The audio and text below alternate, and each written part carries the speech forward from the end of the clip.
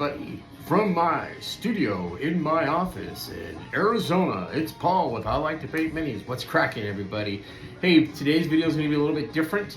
It's not going to be really about painting. There could be inspiration about painting, but today I'm going to do my take, my review, my opinion on the $50 I spent to get the new Dungeons and Dragons starter set. As most of you probably have heard in my videos, it's been almost a year now. We're going to be celebrating an anniversary. Started up with a new crew of people. Well, they're not new now, but definitely having great times and adventures. And we're going to go over this, and I'm going to give you my opinions, show you the contents in the box, so hopefully the videos comes across good. Otherwise, let's take a dive in to the box of Dungeons and Dragons. All right, we're back. So this is going to be different. Everything might fit on camera, it might not. But like I said, sometimes inspiration for me comes from different things, especially if I'm into a hobby, especially as I'm into Dungeons and Dragons so much now over the past year.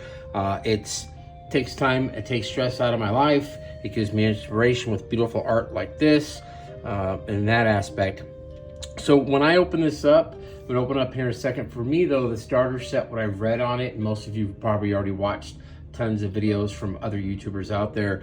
For me, yes, it's for new learners and new beginnings, but I do believe it's for experienced players to where maybe if you're not going to dive into a campaign and you want like maybe a one-shot, or to get back to the fundamentals of how you remember enjoying the game. Because sometimes we all can get at the table, and sometimes we debate or hack over this rule or that rule. Grab out the book, look it up. Well, it's right here in front of us. Let's play it. And sometimes I guess you just call that storytelling. For me, it's just getting back to where things are at. Let's play, let's have fun. And not that I don't have fun in my sessions, but there are times, and I'm pretty sure everyone out there can experience is, you feel like you're looking up more times, you're debating how the wind blew up the crack of your ass, right? Either way, so let's go over it. And if you see things on my hand, by the way, that's paint. I've been painting this morning. So I'm gonna go ahead and pull off the lid. Now, I've only looked at a little bit of this. I've only taken off the plastic wrap, not crack. Let's go ahead and take that off. So on the top, gonna have the normal stuff, which they're gonna make it easy for people, is gonna be the quick README file. Things that come with the set, right? Looks like you have background cards, spell cards, equipment cards, magic item cards, more spell cards. Oh, sorry, the first one was species cards, NPC cards, monster cards. We have a combat tracker, things that offer services that are in the town, character tokens, monster tokens. Holy crap, there's a ton, right? Hit point tokens, gem tokens, dice, terrain tokens, maps, play guides, keep on the borderlands. I think there's 3 adventures in here if I remember correctly. So we're just gonna basically unpack it and look at stuff. I'm gonna try really hard not to go into detail about every single little thing that's in here, because you'll check it out on your own. So we do have the character sheets. Those are really cool to make it simple for people who have never played the game without having to roll up stuff, figure this out or that out. And then if they like it, then we can get back into a traditional game set, right? Now this is how it was packed. I know it's showing upside down on my camera. But we got the player guide, the reference sheet, everything that's gonna make you look good in the game, make you look smart. It is amazing. Let me go back here real quick. This is the first one that I played, the Keep on the Borderlands back in the 80s. Awesome game. And I'm so happy that Wizards of the Coast or Hasbro, whoever they may be, gave a lot of credit to Gary Gygax in here, or Gygax, and how they talked about it. But look at this artwork. It's amazing stuff. So pretty much not too much more artwork in here. I'm not going to throw into the whole thing, but things that teach you how to play the game, talk about the get you going. So here's one of the first adventures. It's the Wilderness Adventure booklet. That's awesome, dude. Look at these lizard men, right? Or chameleon lizard men. This stuff inspires me. Just even that backpack, right? I mean, look at the color and the detail that's in there. Flipping through it real quick. I guess people said they don't want to give away spoilers and different things. So we'll get to that. Then here's the big daddy of them all. Keep on the Borderlands. And I was going to drop an F-bomb, but I won't. That's the adventure booklet for that. Look at that, man. Cool stuff, right? Let's see. A blacksmith's hammer and anvil. That could be Thor's hammer. Who knows, right? All right, get through that. Here's the other adventure. And this is a fat booklet, so I think this one's going to take a while. It's the Caves of Chaos. But look at that, man. That's got to be a Cobalt, right? If you guys remember the caves, probably more better than I do if you're experienced players like DMJ. You're going to see the Cobalts that are in there. But definitely cool stuff, right? You don't want to take away too much from it. Has some handouts for the games to talk to the adventurers, to share with them, either when they completed a quest or not. Things that you can buy in local hobby stores, in the stores that are on the adventure. And what I like about this is sometimes, you know, the DM can't share everything that he or she has in the Dungeon Master's Guide, because they have some images, but I like that they gave images. So if you go to a store, you could see what they have and what the cost is, and it allows your mind to imagine, right? Some of us has great imagination, some of us has to spark it. So I think that was cool. I thought this was cool. It's a tavern that's in there. I don't think I'm giving too much away here. You're going to see it eventually. But what I liked is like the food that they offer. Let's see, where was the one I saw it? Oh, good stew is a gold piece. Very good stew is 2 gold pieces. How are you going to know the difference? And then I like that they're out of carrot cake, but well, a slice of cake. Sorry, what if I want the cake, right? I mean, funny all along, right? It's cool to have visual handouts. We have a few more visual handouts. These might be services that you need, like healing or whatever it may be, right? Great to visualize content. Kind of bummed out that one piece was bent. I want to keep it as good as I can, but here's some traders where you might want to purchase some armor or some weapons from. Definitely cool, right? What I liked about it too is they had some pieces of paper that actually looked like it was real paper, right? Which was pretty cool. Here's another section that comes with it. I'm gonna have to move some stuff here soon, but massive maps, right? And what I like about this is I'm gonna unfold this real quick, and you're not gonna be able to see it all on my camera, man. It's just, there's no way. But the artwork and detail into it, and it allows the player to imagine, right? And it has the different, these are the different caves that are going to be in the Caves of Chaos. Awesome stuff. And it tells new players 1 square equals 5 feet. If you're playing D&D, you know that these are a square, right? Pretty much. And what's great about this too is it has some terrain that's built into it, especially if players are new to it.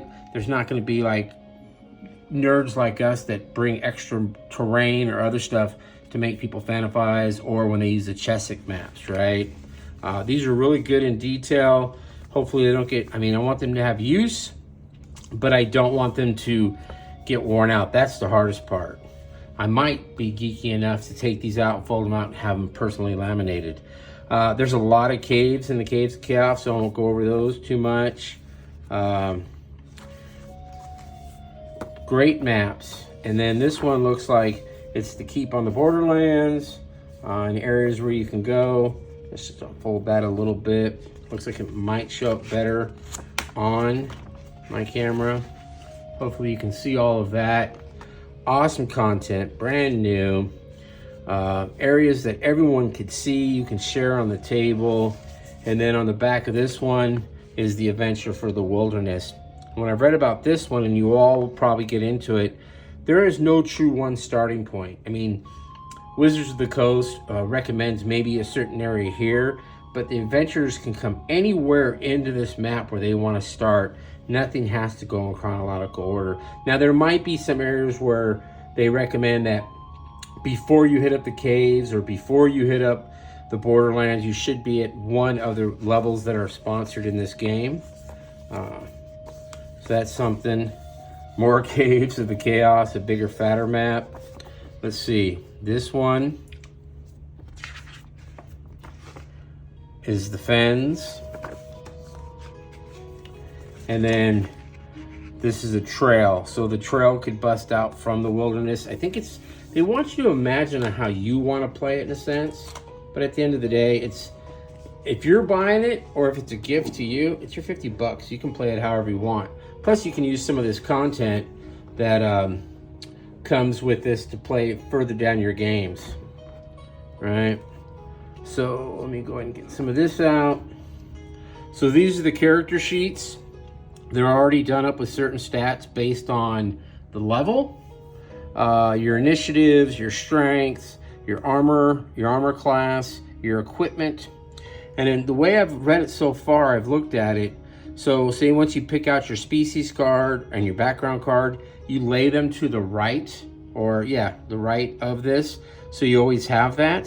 So you can read about your character, the background of your character. See, like right here where it says starting card, you could be putting the mace on there, right? And then when you put the card of the mace on there and you forget, you could just flip it over and say, oh yeah, this is what my mace does, right?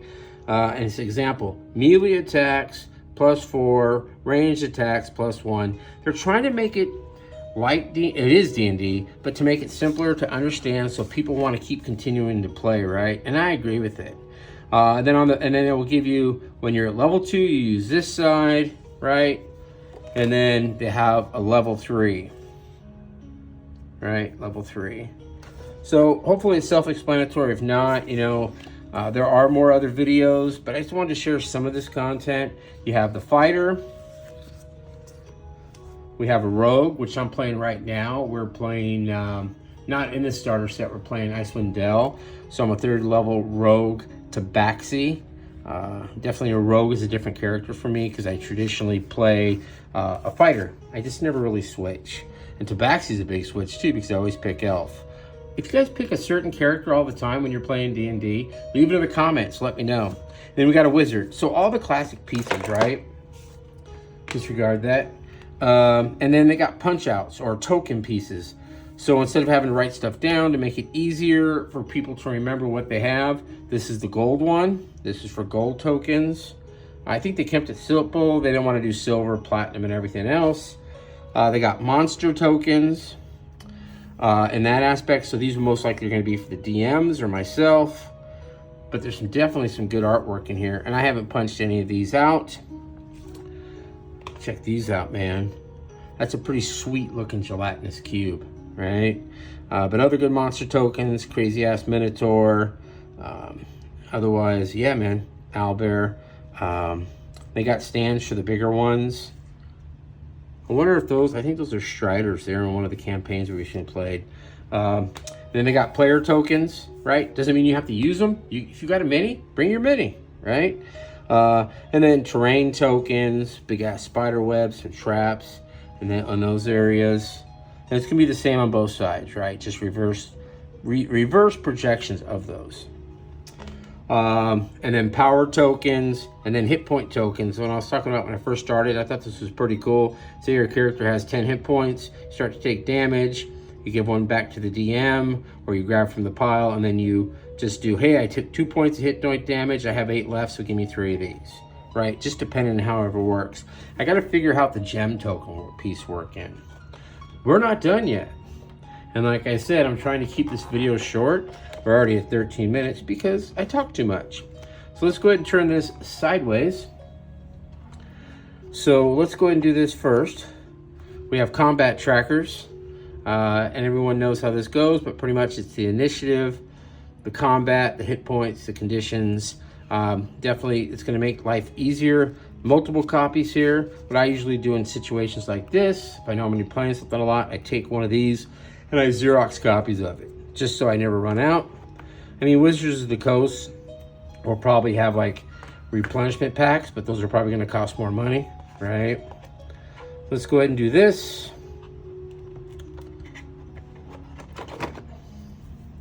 And I probably should have had some of these open, but I wanted to show you this is brand new.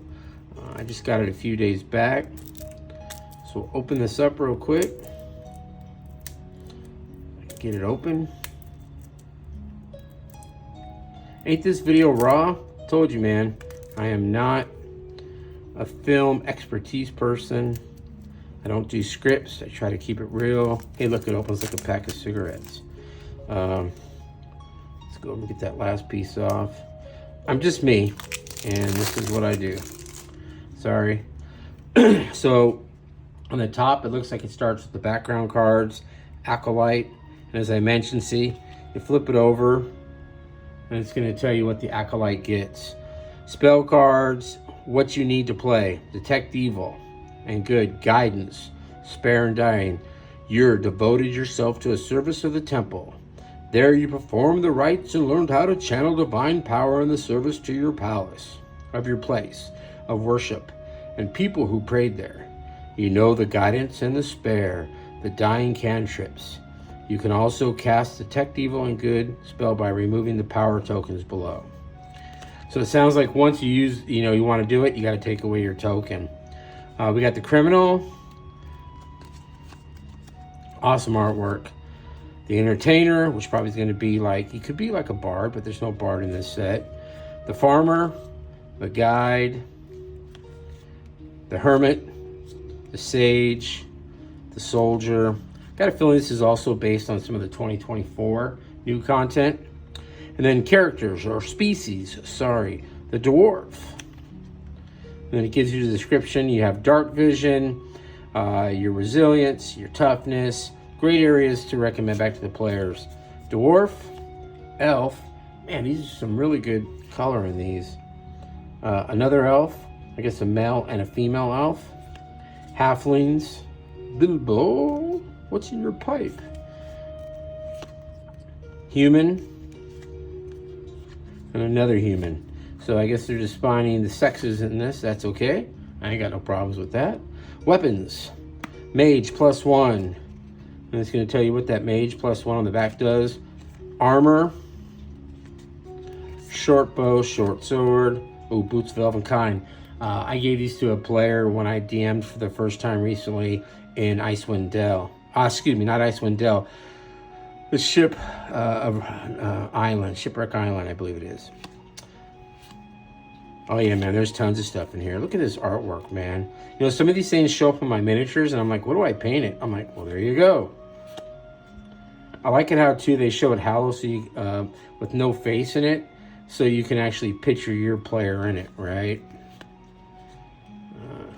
Helmet, Dread helmet. I wonder if this is the same helmet. I just got done listening. While you're wearing this steel helmet, your eyes glow red and the rest of your face is hidden in a shadow. It's actually kind of cool. Pole of Collapsing. All right, so we're not going to go through all the magic items. I want to save some for you guys. But then they have spell cards, as I talked about. Healing Word. Man, the rest of this is all spell cards. This is sometimes why I don't play a wizard, because there's so much to keep track of.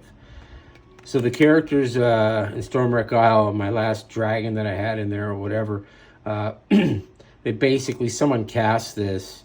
I think it was our friend Jennifer. And dude, it just knocked my big bad daddy down, and they all got massive attacks on him. All good. All right, so those are the spell cards, magic cards. Let's go ahead and set those to the side. Let's see if I can get this one open quick.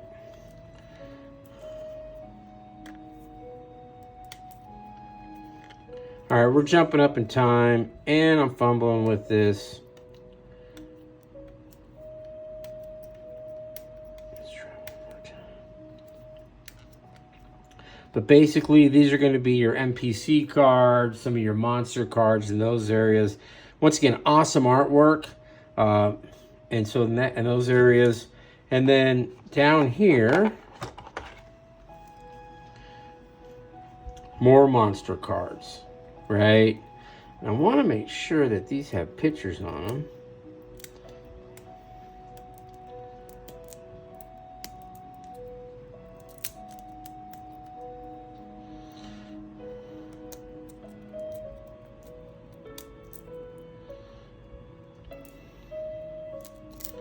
Like I said, this is going to be a different video, and hopefully you guys enjoy the content. I know I don't have the best click-through rate sometimes, But definitely thanks for joining. And if there's something you want to see down the line, like another game maybe, or something else that you're playing and you want to share it, then I'd be welcome to do a video with you too. And we can talk about what you're playing. Definitely can use your help and support if you're out there and you're already subscribed to my channel. Comment if you can. It helps the algorithm, supposedly, what they tell me. And also, if not, subscribe, share it with a friend or another adventurer. So these are cards that you would give to the players so they know about what you can do on your turn for combat and then what your actions are. And as a good DM, for new people, you would explain this, you'd read it out of the book, but they'd also have this there to grab in front of them to remember to do things. Oh yeah, like I mentioned. So here's some more monster cards. Dude, these are awesome. Bugbear Warrior. These are all the monsters that I remember when I first started playing D&D that you come up against, right? There's a commoner from a town.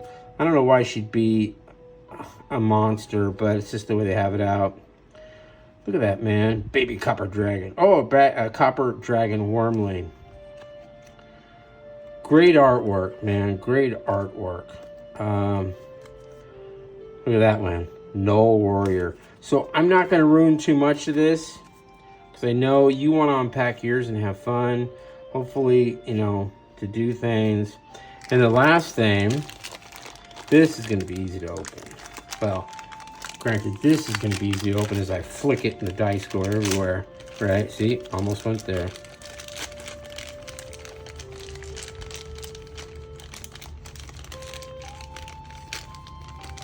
Give you 11 dice. Because you know they're going to give you a bunch of 6-sided dice. They're average dice. They're not bad, right? They're red. Got a couple of 20s. Got a 100. And you got a 4-sided. For you that play all the time, you know the dice. For the people that don't, these are the common dice that are used in here. And why don't you, out of curiosity, you should go Google what D&D dice are in a sense. Because as I just recently found out, they were actually originally created for people that were learning math or mathematical uses. Definitely cool stuff on the dice. And then it came with baggies, not because I'm selling something. But say you're in the middle of a session and you want to take a break or you need to wrap up for that night. I was watching a few videos and you can actually take your player card, your spell cards, your tokens and everything. Since there's 4 players, you drop them all in a bag so when you come back to your next session, you just pop them out and you go. So what I want to say is looking at this set and where we're at, I'm going to get very excited when we get a break in one of our sessions. Either we have another DM that wants to DM again, so we'll finish off his campaign as well. But I would love to really run my team, my group, my friends through this campaign, just for all the reasons I talked about. Being new or an experienced player, but at the end of the day, this set, for the 50 bucks I spent, there is so much content in here. I think it's well worth the $50. I spent it with my own money, not Wizards of the Coast, or I don't have any sponsors right now. So I think this is well worth having a fun time with friends, family, your kids. If you're a D&D family, definitely worth a $50 investment to make things happen. It pops. And also as an artist that paints miniatures, there's a lot of great content in here to give you ideas on how to paint your characters. Also looking into it, it's definitely nostalgic too, right? Because it brings back in old adventures from the great Gary and his team of people who brought out Dungeons and Dragons to the community. So definitely, if you have questions about it, let me know. I definitely look for your comments, good, bad, or indifferent. Otherwise, have a great Saturday, and thanks for joining I Like to Paint Minis.